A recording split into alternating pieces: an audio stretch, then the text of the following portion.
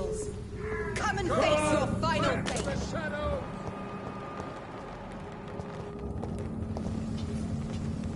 The mistress of the dark will drink your back. blood.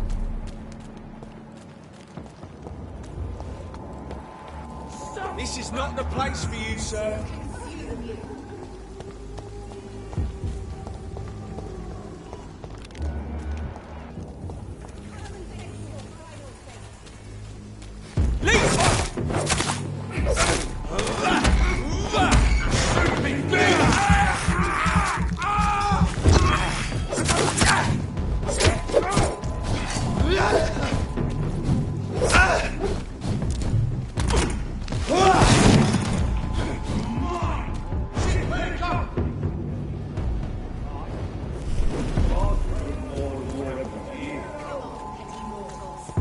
Come and face your final fate. 2 days ago. Step back. The mistress of the dark will drink your blood. Stop that fire. Consume you.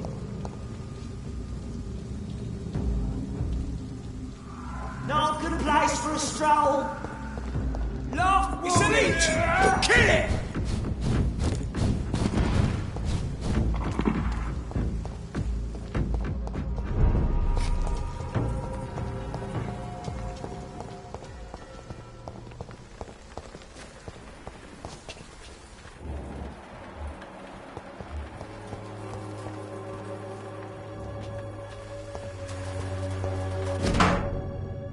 The content of Darius' letter to his children could give me more leverage to enter.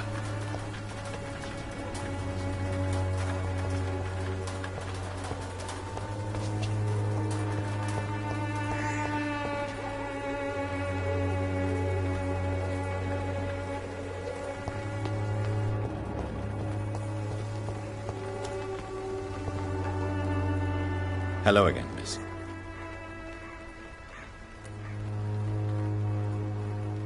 Very well. Goodbye, then.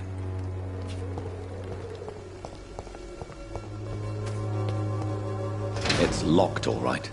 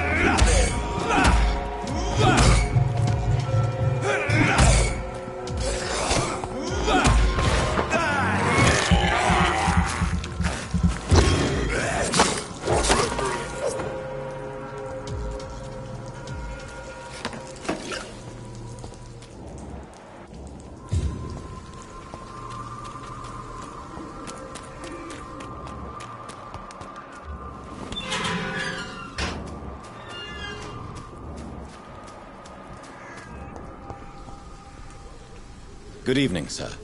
I'm Dr. Reed. I would like to ask you a few questions. Please be my guest. Although I may not be the best informant regarding this part of town, my words speak about that which the eyes cannot see. Really? Are you an artist of some kind? I'm a poet, sir. Richard Nethercott, at your service. May I ask you a few questions about the district? Extraordinary part of town, is it not? I'll be glad to help you, if I can.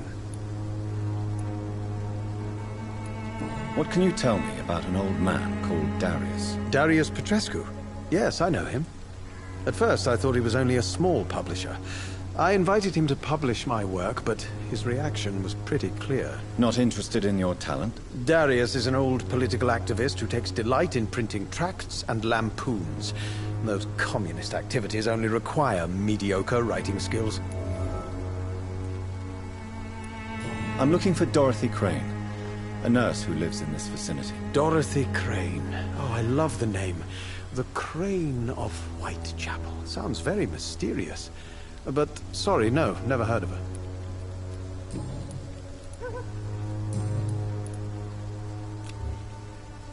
May I ask what you're doing at this hour of night, sir? Do you live here? Not at all. I'm just enjoying the pleasure of a quiet walk. Though night talks are always preferable, if you ask me. Especially with strangers. If you say so. But as a physician in a time of epidemic, I must caution you to avoid unnecessary exposure, sir. Thank you, Doctor. But we both know the seeker of truth has to go boldly where the weak dare not. But are you not afraid of the epidemic? Oh, why should I? I see some equity in the Spanish flu. No flesh should be saved, say the scriptures. Good or evil, rich or poor, all are equal in the eyes of the flu. I'll leave you alone, sir. Darius is a bit less of a mystery now. It should not be that difficult to incite him to let me in.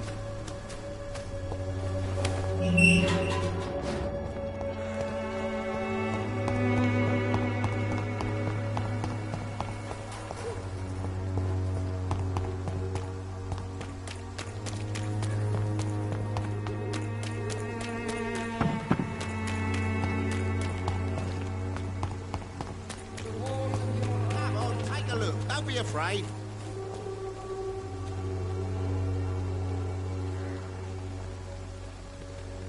Fancy buying something, sir? You never lose your focus, do you? Goodbye for now, Mr. Lewis.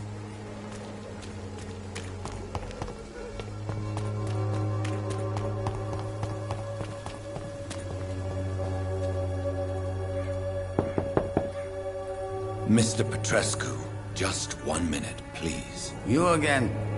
Go away. Sir, wait. Stop this nonsense. I know Nurse Crane is here. Shall we speak man to man, you and I? All right. Speak up. Don't you see we're on the same side? We fight to help the poor, sick, and abandoned. I'm nothing like you, Mr. Doctor. Yes, you are. You too believe in providing medical care without charge. You know what we have to sacrifice to make the world a better place. I have to admit your words have conviction. All right, I'll let you see Dorothea. Don't make me regret this, though.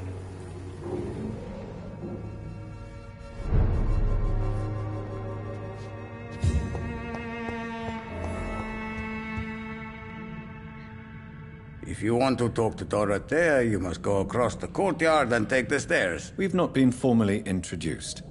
May I ask your name and occupation, sir? I am Darius Petrescu. I'm here to keep snitches and spies away from Dorothea. And I also run this little print shop. So Dorothy's real name is not Crane? Like myself and many people in this area, Dorothea is from occupied Romania. That's all you need to know. She seems important to the community. More than you can imagine. The West End does not want to hear of Whitechapel's misery. Dorothea is one of the few doing something about it. Tell me everything you know about Camellia, the mute florist. I do not believe in the afterlife, Doctor, but I'm almost convinced Camellia is an angel. She volunteered to give out our medical leaflets. Are you not worried for her safety? She is as brave as she is tough, and clever, too. If only I had met her when I was younger. Are you in love with Camellia, Mr. Petrescu? Don't be stupid. If I had met her when I was younger, we could have won our revolution. Who is she, really? Do you know where she's from? She's not from around here, that's all we know. Camellia is not even her name. It's her favorite flower. You say she has no close family? Well, there's that awful poet who constantly follows her around like a lost puppy. A good man for sure, but a very poor writer.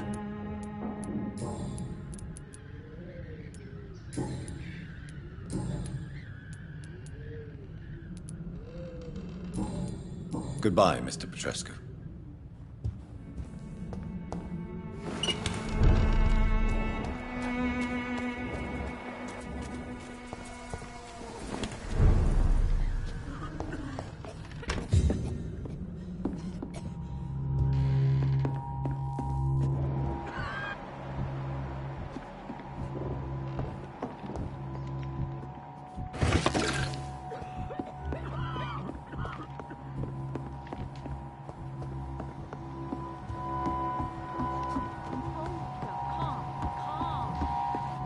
I need help!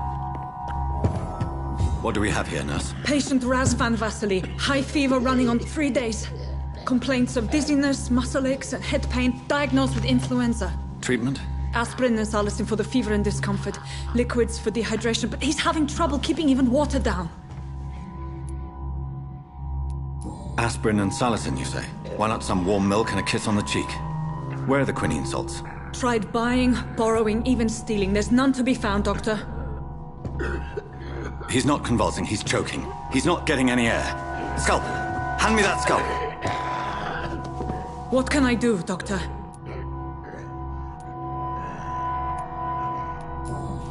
It's too dangerous to operate with these convulsions. Sedative, nurse. Do we have any anesthetics? I'm sorry, Doctor. None at all.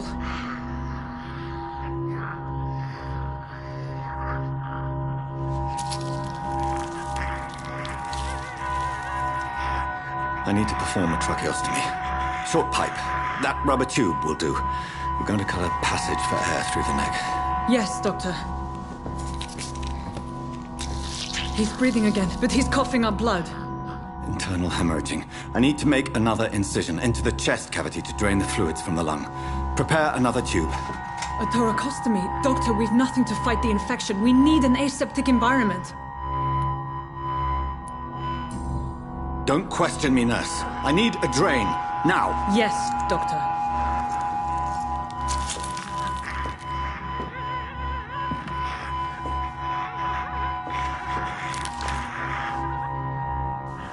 He's still bleeding, Doctor. I'm losing his pulse. The drain must have punctured the intercostal artery. There's too much blood. Are you all right, Doctor? I can't see.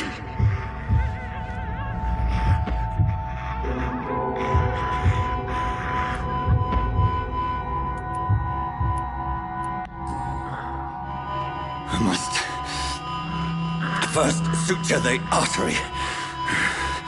Find the wound. The source of the blood. Needle and thread, Doctor. Good. The stitches are holding. How's he doing? We're losing him. We've lost his pulse. He's dying, Doctor.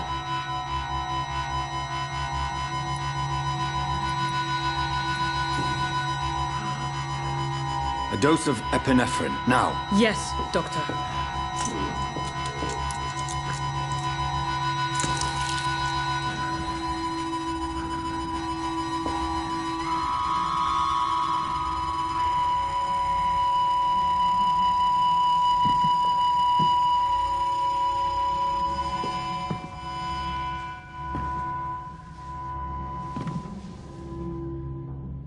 We've lost the pulse. He's gone, Doctor. Nurse, we did everything we could. Truly? Everything you could. Is that how you'll report this in your log? Is this how the war went? Piling up one poor corpse beside the next? This was not an influenza-induced seizure. I've never seen symptoms like these on the continent. Neither have I. But the previous symptoms leading up to this attack were the same, indistinguishable from the epidemic. No. There was something more vile in these reactions. Something primitive. There have been numerous reports of mental breakdowns caused by the fever that accompanies the flu itself, Doctor. Yes, but... I'd best take some samples of the blood for analysis.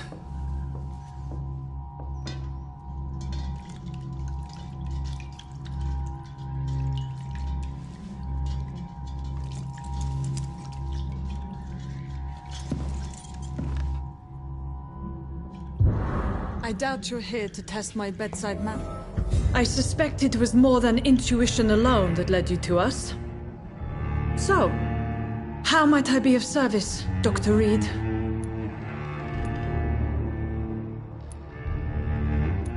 I've come to put an end to this insufferable blackmailing, Dorothy. Doctor, you think your warnings scare me? I've stolen and plied, blackmailed and lied, but what else am I to do? I'm all these people have. You've convinced me of the sincerity of your actions and their noble justifications. But all the same, blackmail is a crime, and it will stop, Nurse Crane. So, are you going to turn me over to the authorities?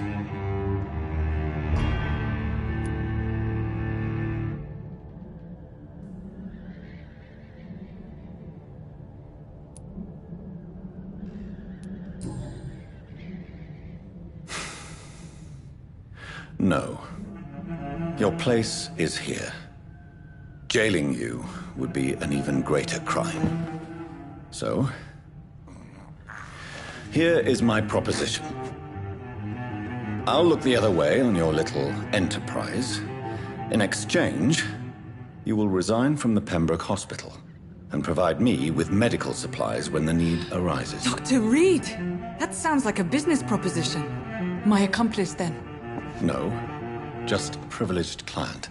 My research may require the occasional rare piece of equipment or ingredient. I'll pay good coin in exchange, fair and honest, to help finance your noble endeavors.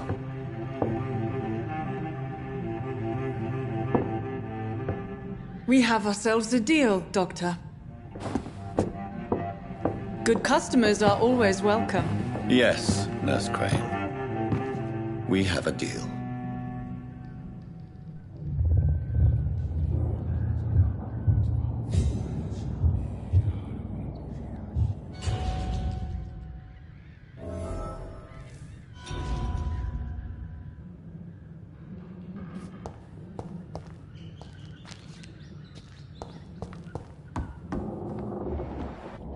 It's locked.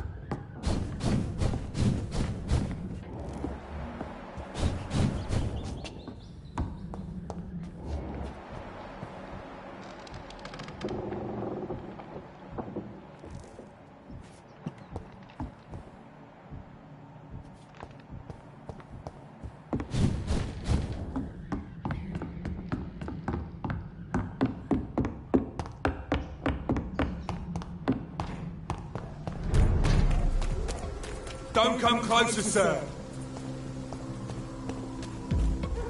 Did you hear me?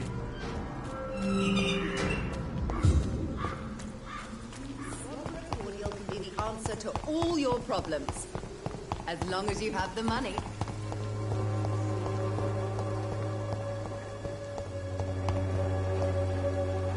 Good evening, my dear colleague.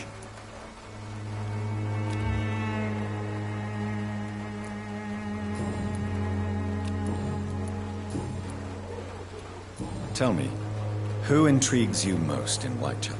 The region itself is something to see.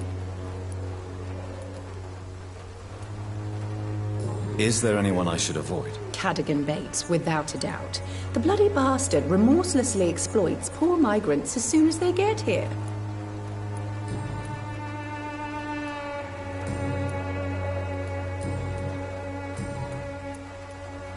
Goodbye, Miss Swanborough. Perhaps we'll talk again.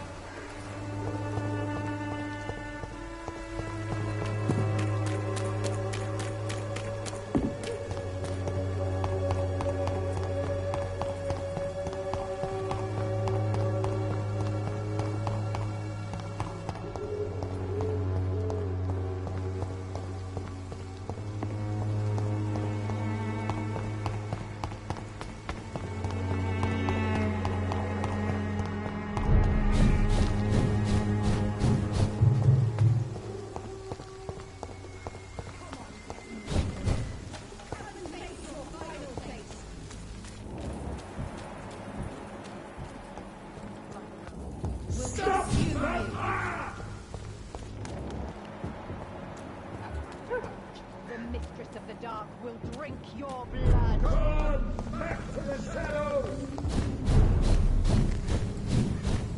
Come on, petty mortals.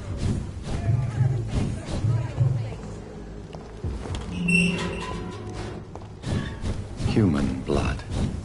Whoever left these marks did so deliberately. Steady, boys! We got one of them here.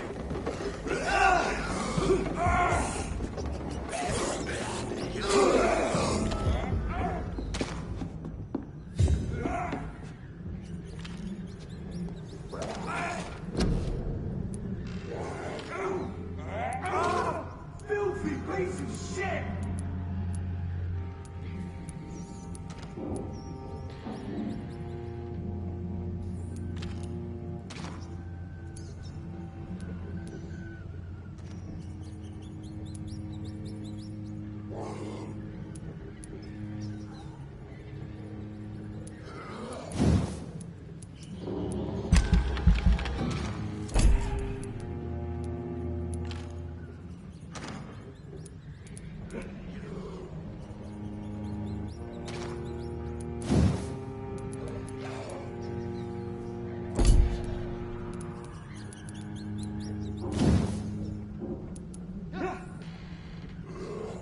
Murdering bosses!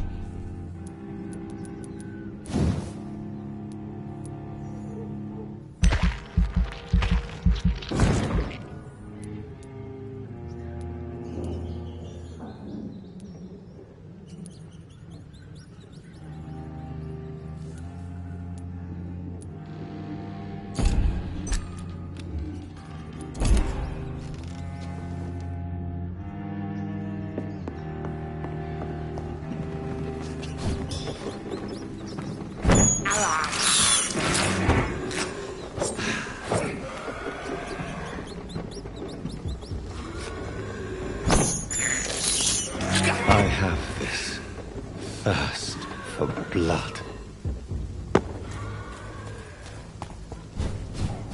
Kill him, boy! Crush the leech, boys! Burn him! That's what you do with leeches! Die, bloody fire!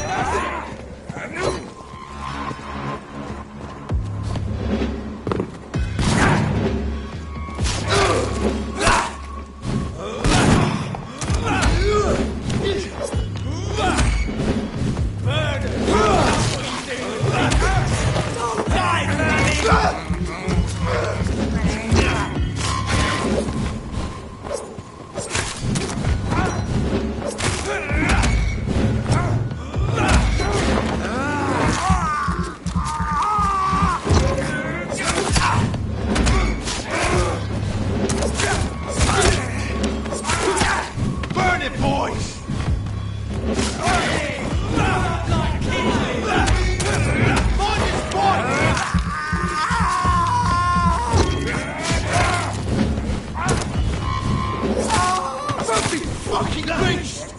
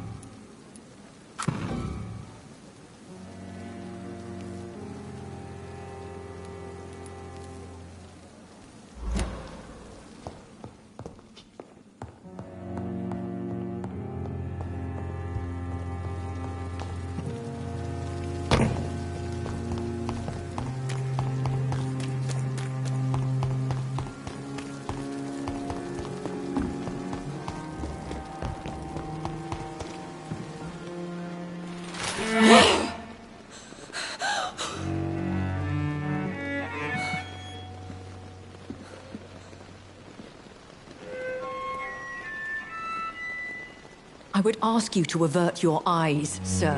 Or did you not know it was rude to stare? I knew it. Speak up, Dr. Reed. I like a man who speaks his mind.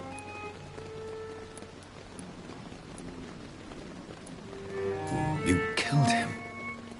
He trusted you. And you killed him. Spare me your sarcasm, Jonathan. You are but newly born in this world. No need to apologize, my lady. I know exactly what you endure. The situation is somewhat awkward nonetheless. I have not been observed sustaining myself for many decades. I have to say I'm a trifle embarrassed. Anyway, I have concluded my inquiries concerning your blackmailer. I see. Please excuse my agitated state. Under normal circumstances, I wouldn't let anyone see me in this condition. I must confess I have not put an end to the blackmail, my lady. Unfortunately, I could not bring myself to do it. I'm so disappointed in you, Jonathan. I didn't expect this from you. Lady Ashbury, you yourself admitted how ridiculous the sum of money was. I can assure you, it was all used for charitable ends. Well, you are full of surprises, aren't you, Jonathan? All right, say I trust you, but you will still pay the ransom. That is only fair. After all, it was you who failed to bring this problem to a satisfactory conclusion. I believe I could agree to that. And since a lady always keeps her promises, I will now answer any questions you may have.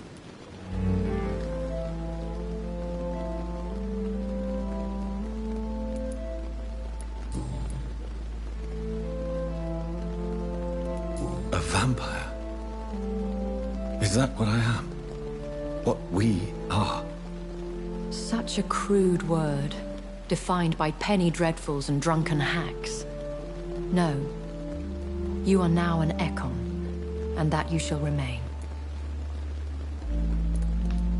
So we are Ekons. How can I identify us amongst other vampires? How to put it? All Ekon are vampires, but all vampires are not Ekon. We are but a branch of the immortal tree. Are you an Ekon too? Yes, I am. We are the closest thing to what man refers to as vampires. Forget what you think you know about us.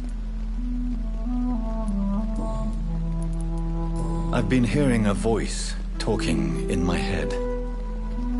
Is this some kind of insanity? It feels like the voice of the vampire that created me. Hush. Tell no one this. It would be unwise to talk of such things amongst British immortals.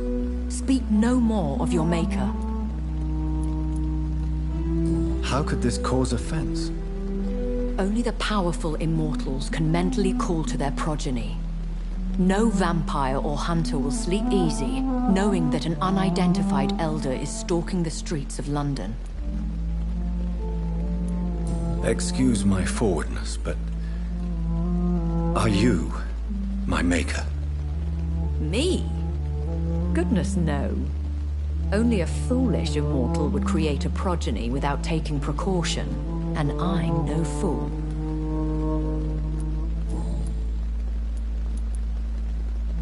I don't understand. Why was I created and then left for dead? That is a question only the one who made you can answer. It's not normal practice. I doubt even if you find him, he will answer you, considering how cruelly he treated you. So me being a vampire could have been a mistake. I very much doubt it, Jonathan.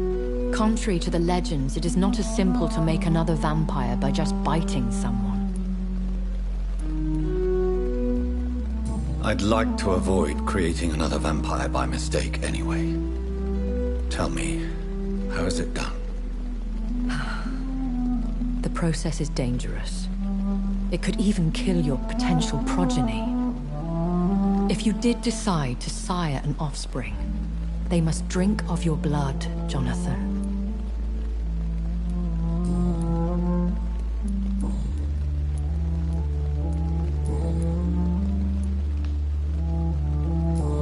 awoke, changed. I was chased and attacked by vampire hunters. Prepared and well-trained. Though I can't be certain, more than likely it was the once glorious Guard of Priwen. Are there many vampires here in London? Immortals are of a rare breed, and we often tend to hide. But you may occasionally meet some of us at night. Do you know any of them? Have you an idea of the identity of the vampire who attacked me? You mean your maker? No, Jonathan, I have no clue. But I fear he or she is as careless as cruel. To let you discover your new condition by yourself. What do you mean? Every now and then, you may discover an immortal in the deep of the night. But we are a rare and reclusive breed.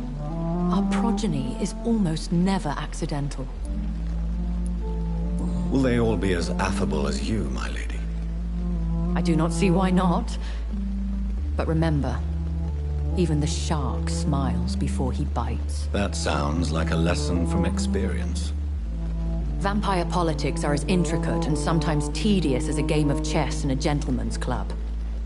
I've learned from experience it is best to decline to play.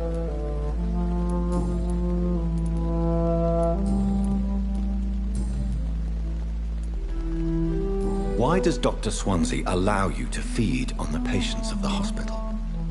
Dr. Swansea is a good and compassionate man. He is trying to find a solution for our hunger.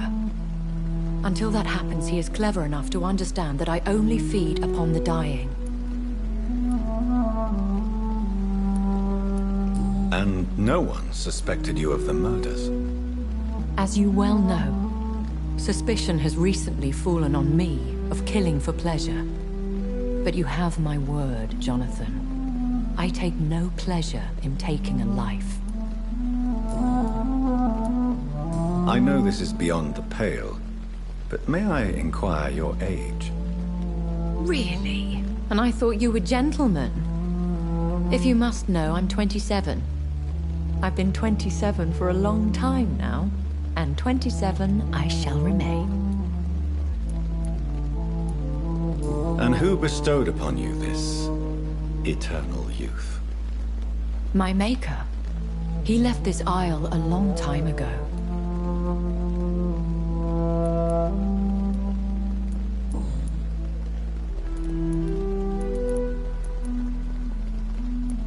Why did you save me in the canning factory?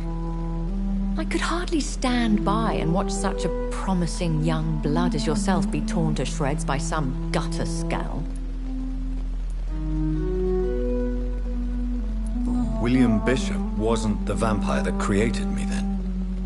No, Jonathan. Whatever their strength and demeanor, Scowls are the progeny of careless vampires. It cannot be the other way round. What type of vampire is a Skull? Not a true vampire. The deformed offspring of lesser vampires. It is a shame these creatures run wild, slaves to their baser instincts.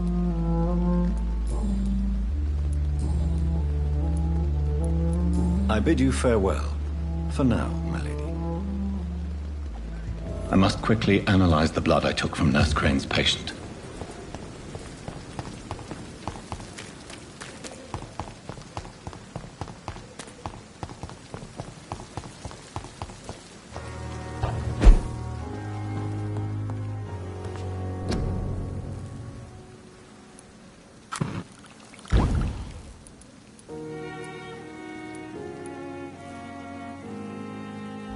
Razvan Vasily was infected by Spanish flu, but also has the highly unstable blood of the Scowls. Is the London vampire epidemic transmitted through the flu?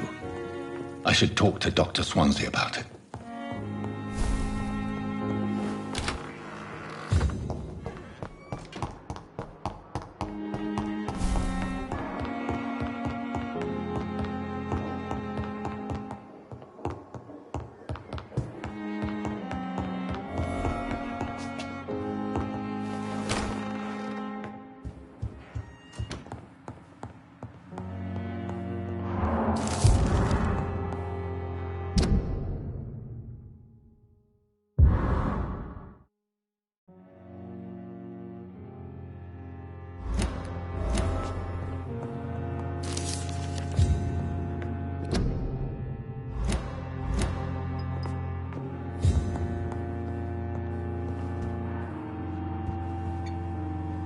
Evening, Edgar. Could I get your professional opinion? Please speak. But I have something important to tell you.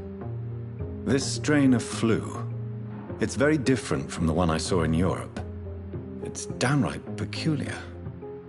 Really? What makes you say that? I've just looked at the blood of one of our recently deceased. I see. Do you have anything more to go on? This disease spreads and looks like the Spanish flu, but its effects differ greatly. The London strain is different from the continental one. This is very interesting. Did you find something else? Yes. Unlike the flu, the infected begin to show an increase in outwardly aggressive behavior. More than simple agitation. Once docile people become violent. You mean like rabies? Is there a chance we could create a vaccine, Jonathan, like Pasteur? By the stove, that would be smashing.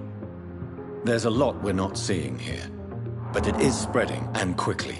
If we don't act, the whole city could be lost. But Jonathan, we've a fantastic opportunity sitting right here in front of us. A weapon of choice. What on earth do you mean? Why, you, my dear boy. With your expertise and your blood, we could isolate the properties that course through your veins. Think about the possibilities.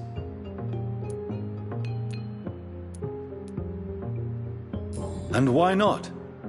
What did Stoker say about the Children of the Night? Well, using my blood, I could create a whole army of vampires. Surely you're joking. We'll discuss this more later. Thank you for your time. No, thank you, Jonathan. But as I said, I needed to talk to you. I have some rather bad news. Yes?